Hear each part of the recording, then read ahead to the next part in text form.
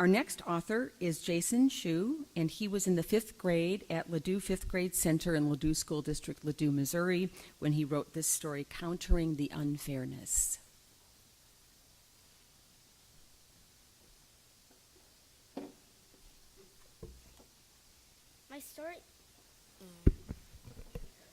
My story took place from 1956 to 1959 in Anhui Province, China. At that time, most Chinese families favored boys over girls because they believed that once a woman married, she belonged to another family. As a result, my grandmother was not allowed to go to school.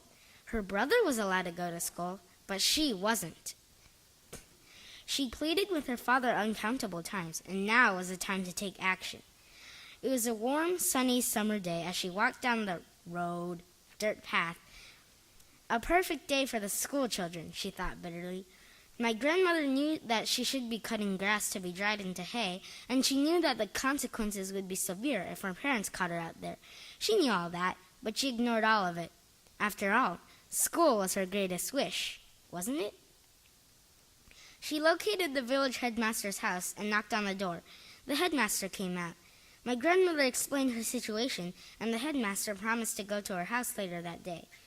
That night, under the rosy sky, the headmaster walked home, knowing that he had accomplished his task. Meanwhile, at my grandmother's house, her father gave her a punishment for asking the headmaster to help and trying to get him to agree to let her go to school. When fall came, her father was forced to let her go to school because he had agreed when the headmaster had gone to his home. He would let her go, but only if she promised to do the cooking, do the gardening, do the laundry, feed the animals, collect grass for drying into hay, and do countless other housework jobs. Below is her schedule.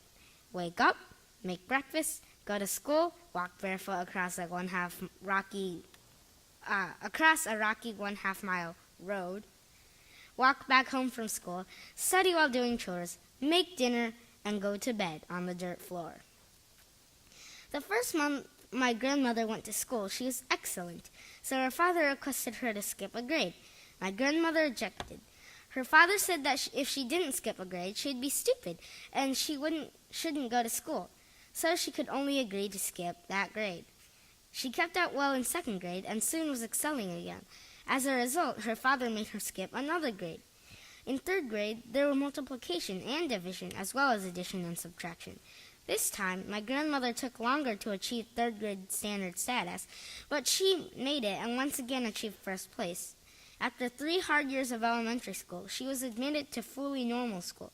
She moved on to graduate from normal school and eventually became the director of a child development center. Her life was so successful just because she made her father let her attend school.